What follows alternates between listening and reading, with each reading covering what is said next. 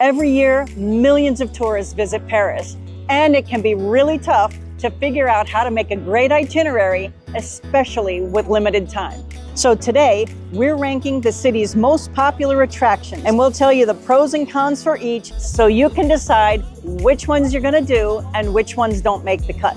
And after going through hundreds of first-time itineraries, these are the top 25 attractions we tend to see coming up the most, and we're gonna rank them for value for your money, value for your time, and for how unique it is in Paris. Allez, on y va!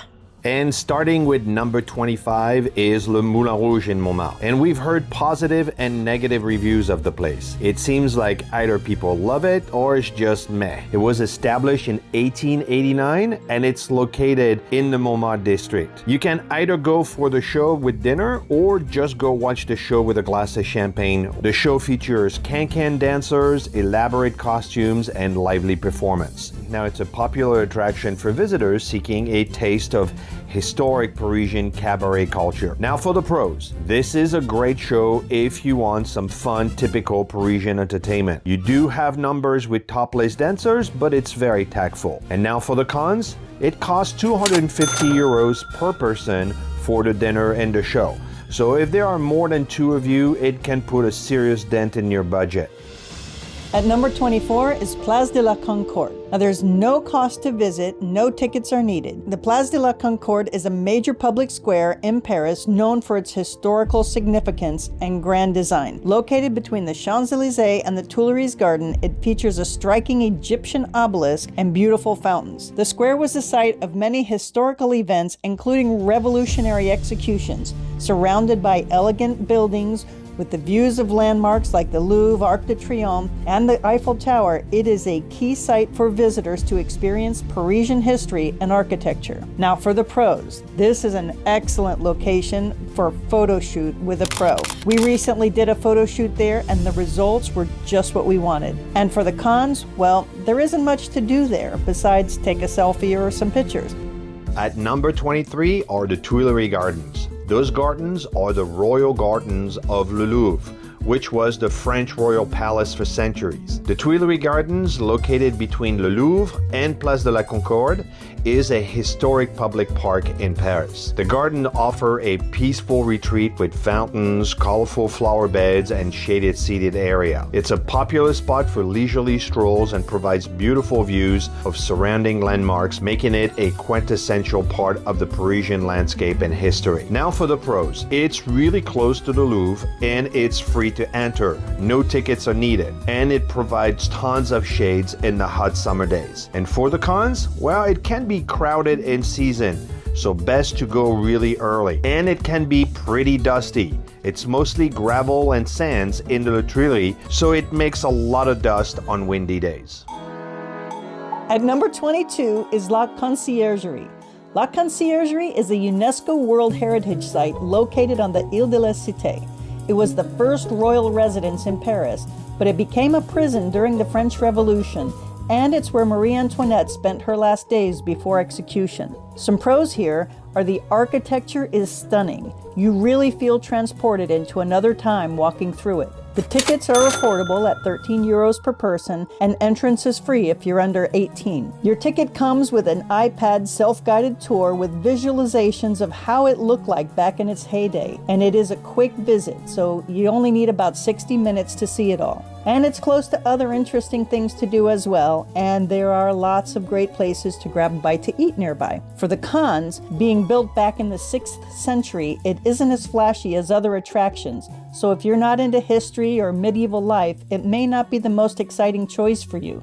Some say it's fabulous, but some say it can be boring. And it can get pretty crowded during the tourist seasons. At number 21 is Place des Vosges in Le Marais. This iconic square in the middle of Le Marais is a great spot to relax, people watch, or have a picnic. Place des Vosges is one of Paris' oldest and most beautiful squares. Designed in the early 17th century, it features symmetrical red brick buildings with arcades and a central garden surrounded by trees. The square is known for its charming architecture, historic ambience, and elegant cafes. Notable residents of the Place des Vosges include the famous writer Victor Hugo, who lived at number 6. Now for the pros. There is no entrance fee to get in the small park, and you have plenty of great food spot nearby, so this makes for an ideal location to go sit and relax after lunch. And for the cons, there isn't much to do besides sit on the bench or in the grass to relax. At number 20 is Notre Dame. Normally, this gorgeous cathedral and symbol of France would be higher on the list because it's not open yet after the fire of 2019. And it's important to remember that Notre Dame is a working church first and a tourist attraction second. So while the cathedral is scheduled to reopen in December of 2024, it's still not clear when the tours of the bell towers and other treasures will be open. For the pros, the building itself is gorgeous both inside and out, with fabulous architecture, gargoyles, statues, and stained glass. The Parvis Plaza in front of the cathedral is a fun place to take pictures, and the kids love to chase pigeons there. It is literally at the ground zero center of Paris, so you are in the middle of it all. And being a working church, there is no charge to enter, though they will likely resume ticket sales to access the bell towers again once they open. For the cons, well, it's not open for the moment, but it is a beautiful photo op. At number 19 is Le Père-Lachaise Cemetery. The Père-Lachaise is known for its beautiful and serene landscape. It was established in the early 19th century, and it's the resting place for many notable figures, including Jim Morrison, Oscar Wilde, and Edith Piaf. The cemetery features elaborate tombs, historic mausoleums, and tree-lined paths. It's a popular site for visitors who want to explore its rich history and enjoy the tranquil, park-like setting while paying respects to renowned personalities. Now for the pros. Le Père-Lachaise is a surprisingly interesting place to visit. There is no fee to enter, and it's a great place to stroll and relax for a bit. And for the cons, well, visiting a cemetery is not on everybody's list of things to do in Paris. While it's interesting, we understand that this isn't for everybody. At number 18 are the catacombs. The Paris catacombs is an underground area where the remains of about 6 million people are on display. Think of it as a maze-like tunnel lined with bones relocated from overcrowded cemeteries around Paris. It was a huge archaeologic undertaking with skeletal remains organized in specific areas and in specific formats. Here's some of the pros. It is truly a unique experience. I'm not sure where else you could find anything like it. Whether you're looking for some creepy stuff or sacred stuff, you can spin it either way. For me, it was pretty sacred. It's a great place for people who don't like crowds because the tickets are only sold with timestamps and there are only a certain number allowed at each time. And being underground, it's nice and cool with moderate temperatures even during the hot months. For the cons, well, it's definitely not mobility friendly. You'll go down lots of stairs and walk along some narrow paths. If you're claustrophobic, this is probably not the best choice for you. And again, if bones give you a creepy vibe, remember that you will be up close and personal with a whole lot of bones. At number 17 is Les Invalides. Les Invalides is a historic complex in Paris, originally built in the 17th century as a hospital and military retirement home. It houses the Musée de l'Armée, showcasing France's military history, and the stunning domed church, which contains Napoleon Bonaparte's tomb. The complex is known for its grand architecture, including the impressive Golden Dome and expansive courtyards. It serves as a symbol of French military heritage and a major cultural landmark in Paris. Now for the pros. This is another museum that is not high on the list of many, but it should. It's just 15 euros per person, and it's free for 18 and under. And it's great for kids and family. Now for the cons, well, it can be confusing because it's a very large compound. And if you're not into war-related stuff, then this isn't probably for you. Number 16 is the Pantheon. The Pantheon is an impressive monument in the Latin Quarter. It is considered a temple of humanity, and its crypts are home to famous historic figures who have had noteworthy influence on French culture. You'll find writers, politicians, scientists like Victor Hugo, Voltaire, Marie Curie, even Josephine Baker is there. For the pros, this is a grand and glorious building. The replica of the first ever pendulum by Foucault is there in the main room, and that alone is worth coming to see. During the summer months, you can catch the panoramic view from the Dome observation platform. The tickets are only 13 euros, so it's not a big commitment for such a great experience. And it's inspiring to be in the presence of that much greatness. For the cons, if you visit during the summer or shoulder months, you could miss out on the views from the Dome. And if you don't have a guide, you could miss out on a lot of the significance of the place and be confused by what you're seeing. Trying to find tickets for your attraction can be really challenging in Paris. There's only a few official websites that are the right one. And the same thing goes with guides. It can be confusing and overwhelming for choosing the right one. So we've put a web page together with all the official websites for all the attractions, including our preferred guides that you may want to hire to go to one of the top attractions. I put a link in the description. Check it out and see if it's a good fit for you. At number 15 is Le Palais Royal. It's just a block away from the Louvre. This is another free attraction. No tickets are required to get in. The iconic columns of the plaza are such fun for pictures or just for a stroll. Palais Royal is a historic palace in Paris with beautiful gardens and elegant architecture. It was built in the 17th century and originally served as a royal residence and now houses government offices and cultural institutions. The palace is known for its serene courtyard, arcade-lined galleries, and the striking black and white striped columns of the Cour d'Honneur. Visitors can enjoy its peaceful garden, shop at a boutique store, and experience a touch of Parisian history and charm. Now for the pros, it's a beautiful and fun place for pictures. You can relax in the nice tranquil gardens in the back, and you have beautiful galleries and amazing antique shops around the perimeter. Now for the cons, it can be crowded in peak season, so make sure to go there early. Number 14 is Sainte-Chapelle, in the heart of Paris, right next to the Conciergerie and near Notre Dame on the Ile de la Cité. It is the royal chapel associated with the Conciergerie Castle, and it's known for its fabulous Gothic architecture and its magnificent stained windows. Built in the 13th century by King Louis IX, the chapel's upper level features 15 towering windows that depict biblical scenes in vibrant colors. For the pros, well, it's really all about the breathtaking glass windows, especially on a bright sunny day. It's a short visit and easy to combine with a tour of the Conciergerie or other nearby attractions. And the tickets are just 13 euros per person, or a little more to combine with a tour of the Conciergerie, and free for kids up to 18. For the cons, there are often long lines outside, even with time-stamped tickets. It can be a bit dark in the downstairs chapel, and there are tiny narrow stairs to get to the church with the stained glass. At number 13 is the iconic Alexander III Bridge. This bridge is absolutely gorgeous and a must-see while in Paris. It is one of the most beautiful and ornate bridges in Paris. Built in the late 19th century, around the same time as the Eiffel Tower, it's famous for its beauty, including the golden statues, the elegant lamppost, and the intricate carvings. This bridge connects the Champs-Élysées to the Invalides, offering stunning views of the Eiffel Tower and the Seine River. For the pros, there's no fee to visit or to walk across, and it's another amazing location for pictures. Now for the cons, it can be crowded and difficult to find a place to take pictures. Much like many places in Paris, the earlier in the day, the better. In position number 12 is the Jardin de Luxembourg in the Latin Quarter. When our friends visit, they often say, "That's exactly what I was expecting to find in Paris." It's a large park with lots of separate areas and something for everyone, including the Medici fountain, the sailboat pond, even a Statue of Liberty. For the pros, well, there are a lot of areas with something for everyone. It's a great place to relax, with many Parisians coming here to read a book or take a nap on their lunch break. It's a great place to let the kids run off some steam.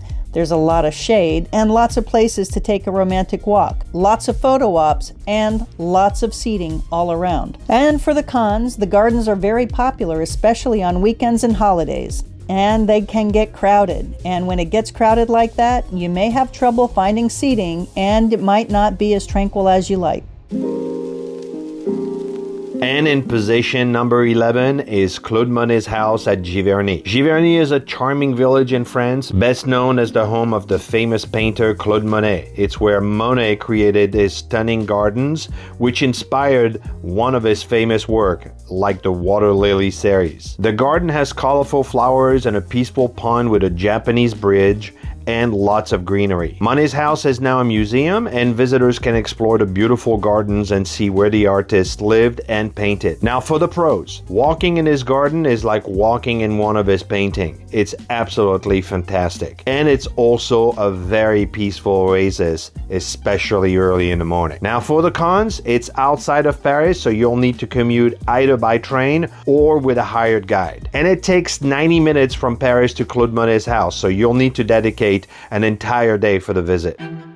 Number 10 is the Palace of Versailles, located about 45 minutes outside of Paris. It's considered one of the most extravagant palaces in European history. It was made famous by King Louis XIV, who transformed it from a hunting lodge to his personal symbol of himself and France as the center of power and sophistication. Today it's open as a museum and a great way to get a glimpse of the opulent life of French royals. It's another UNESCO World Heritage Site and continues to be a symbol of royal grandeur and a place for official diplomatic activity in France. For the pros, although it's located 45 minutes away, you don't need a car. It's very easily accessible and inexpensive to get there by train. It's an absolutely stunning building. The Hall of Mirrors, where the Treaty of Versailles was signed, is worth a trip alone. And there's a lot to see and do at the palace and all around the grounds, so you could easily spend a whole day there without getting bored. For the cons, well, the reason why it's low on our list is that it's always super crowded, and I mean super crowded. Being in a huge group like that, it's really tough to elbow your way up to see what you came to see. It's even tough to look up and enjoy the paintings on the ceiling. And you want to consider that the castle is not air conditioned, especially with those crowds. It gets really hot in summer. Personally, we prefer to visit other castles near Paris like Chantilly, Fontainebleau, or Vaux-le-Vicomte. And at number 9 is the Arc de Triomphe and les Champs-Élysées. The Arc de Triomphe is a grand monument in Paris and was commissioned by Napoleon Bonaparte to honor French military victories. It was completed in 1836 and it features intricate sculptures and relief depicting historic battles. Located on Place Charles de Gaulle, it also housed the tomb of the unknown soldier. Now for the pros. The top of the Arc de Triomphe is one of the best views of Paris with a 360-degree view of it all. It is truly breathtaking to see Paris from that vantage point. Now for the cons. There are a lot of steps to get to the top. They do have an elevator for people with disabilities, but for all others, you better be ready to climb those stairs. Now the Champs-Élysées are also very iconic, but super expensive, with luxury stores all along the avenue and cafe terraces serving €20 coke. The Champs-Élysées are also known for pickpockets looking for their next victims, so be careful if you're planning to visit. In position number 8 is the Petit Palais, right by the Bridge Alexander III. This small art museum was built in the Belle Epoque and has all of the charm of that era. It was built for the 1900 exposition located on the Avenue Winston Churchill, and it features a stunning Beaux-Arts facade and elegant gardens. The museum houses the Musée des Beaux-Arts de la Ville de Paris, showcasing a rich collection of paintings, sculptures, and decorative arts from the Renaissance to the early 20th century. Its intimate setting and beautiful architecture make it a delightful destination for art lovers and history enthusiasts. For the pros, well, the admission is free, it's rarely crowded, it offers a surprisingly wonderful collection for a fairly unknown museum, and the architecture and center courtyard alone are worth going for. For the cons, well, honestly, I can't think of any other than it can be difficult to find seating if you want to grab a bite in the courtyard restaurant.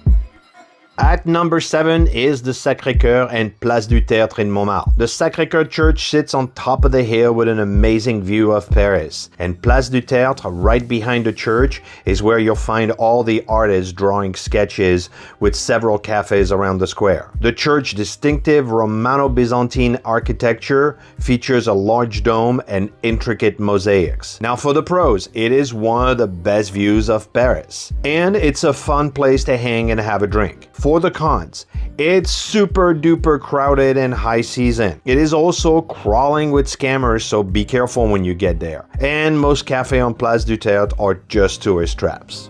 At number 6 is the Opera Garnier, not far from the Louvre, and you may recognize it as the setting of the fictional story The Phantom of the Opera. This is one of the most beautiful buildings in Paris, truly a masterpiece, with its huge marble staircase, statues, Chagall paintings, and chandeliers. It's simply majestic both inside and out. For the pros, you can take a visit as a tour, or you can go there to see a performance. Your tickets for the tour are just 15 euros per person, and kids 12 and under get in free. It has easy access by metros, and the hop-on hop-off buses have multiple stops right around it. This is another place where you can do a quick visit that won't take up half of your day. It's not as crowded as other places like the Louvre, and it's just around the corner from the rooftop at the Galerie Lafayette. There are tons of dining options nearby. For the cons, well, there aren't many cons, but it's often closed when they do have other performances going on. And in fifth position are the covered passage or passage couvert. They were originally built to bring high-end merchants together to offer their wares to the noble class. They are full of ornate glass, decorative iron, and stunning tile work. They will take you back in time to the late 1800s when many of them were built. Now for the pros, they have the same protection from the weather that was a benefit back when they were built. Even a nice breeze on a warm day. They are super charming. They have cool and off the beaten track shops with specialty items. If you want unique souvenirs, you'll probably find them in one of these passages. And of course, there is no charge or timestamp required. It's a great way to pass the time and get a real feeling of Paris, and it's a great activity on a rainy day. Now for the cons, they can be hidden in plain sight, so you have to know what you're looking for. Unless you're shopping, it's best to combine a visit to covered passages with other stuff you're doing, or to pass some time before your hotel is ready for check-in. At number 4 is the famous Louvre Museum, right in the heart of Paris. It is by most accounts the most visited art museum in the world, and for good reason. This is the home of Mona Lisa and Venus de Milo, but also whole collections of French, Greek, Roman, and Egyptian art, like the Sphinx, mummies, and the Code of Hammurabi. You'll find Islamic art, Asian art, even some American art. And the walls from lost civilizations, Napoleon's luxury apartments, and the fortress discovered beneath the museum when they added the iconic glass pyramid. If that's not enough to put it here on the list, let me give you some pros for visiting the Louvre. Being in the courtyard, even outside of the museum, is worth the trip. There is a grandeur standing in the courtyard of this palace that's just really impressive and beautiful. No matter who you are or what you're into, there's something for you to see and enjoy in this museum. You'll find some of the most famous pieces of art in the world in the Louvre, and if you can't make it to Versailles, you can get a taste of that level of royal life by visiting Napoleon's apartments here. Being able to see some of the most famous artwork in the world is just an amazing experience. For the cons, the museum is very crowded even with a timestamp ticket, and especially around famous works of art like Mona Lisa and the Venus de Milo. The sheer volume of things to see is overwhelming, and I would not suggest going to the Louvre without knowing what you're looking for. It's really easy to get lost if you don't have a good plan, and you probably need a guide. This is a place that will take up a lot of your time in a day. We did a speed tour in 2 hours once, but that was with a guide and we just saw highlights. I don't recommend spending less than 3 hours here. It's a lot. And at number 3 is the Eiffel Tower. Yes, the most visited monument in the world is not number 1, and there are a few reasons for that, which I'll explain with the cons. The Eiffel Tower was never supposed to be a permanent structure, but fate would have it, it's still there. After 125 years of standing, it's hard to imagine Paris without the Eiffel Tower. Standing at 324 meters tall, that's over 1,000 feet, it was initially criticized but has become an iconic symbol of Paris. Visitors can ascend its 3 levels for breathtaking views of the cities. The towers is illuminated at night, creating a stunning twinkle-like display. With its unique design and historical significance, the Eiffel Tower remains a central attraction and a global emblem of France. Now for the pros. The view is of course spectacular. The second floor gives you a plunging view of Paris that is hard to forget. It's just 23 euro per person to get in and use the elevator, and 14 euros if you're brave enough for the stairs. It's very iconic, and I've seen more than one person shed a tear when they first saw her. Now for the cons. Getting tickets in season can be complicated, and that's an understatement. The area around the Eiffel Tower is less than ideal. We're always happy when we're finally away from it. You'll have scammers and pickpockets everywhere. And in my opinion, around the tower is pretty dirty, and it reflects poorly in the city. In position number 2 is taking a Seine River cruise. There is just something special about seeing the sights of Paris from the water. For the pros, this is a great way to get the lay of the land and an effective way to see a lot of major sites in a short time. The river cruises are available as 90-minute sightseeing tours with or without champagne, and for these sightseeing tours, it's generally reasonable just to show up and buy a ticket on the spot. They're also available as lunch or dinner cruises, so you can combine the meal and the sightseeing together. And this is especially a good idea if you're here for a short trip or a quick layover. And let me tell you, the reveals from coming out from under a bridge to see Notre Dame or the Eiffel Tower are just breathtaking. For the cons, the sightseeing boats have open seating, so if you show up at the last minute, you may not get the best spot on the boat. And if there's a lot of rain and the river gets too high, the boats can't make it under the bridges, so they aren't able to sail. And if you're there for a lunch or dinner cruise, it may end up being canceled, or you may have your meal staying at the dock. And the last con, if you're going on a lunch or dinner cruise, the quality of the meals may not be to your liking, so you'll have to do some homework if you're traveling on a budget. We did a video of our experience on one of the best and our favorite dinner cruises if you want to check that one out. And in position number 1 is Musée d'Orsay. Now the Musée d'Orsay is housed in a former train station, and it showcases a vast collection of art from the 19th and 20th centuries, including paintings, sculptures, and decorative arts. The museum is especially known for its impressive collection of Impressionist and Post-Impressionist masterpieces, featuring works by artists like Monet, Van Gogh, and Renoir. With its unique architecture and stunning art, the Musée d'Orsay is a must-visit for art enthusiasts. Now for the pros, it's much smaller and not as overwhelming as the Louvre. You don't have to be an art expert to recognize pieces through the museum. The giant clocks are fun to find and photographs. You don't need a guide from Musée d'Orsay, and it can be visited in just a couple of hours. Now for the cons. The museum is extremely popular, especially during tourist season, leading to long lines and crowded galleries that can detract from the experience. And its limited space. The museum layout housed in a converted train station can feel compact. In this video, we told you about the top 25 attractions in Paris. Next, I would watch this one about how long it takes when you're building your itinerary.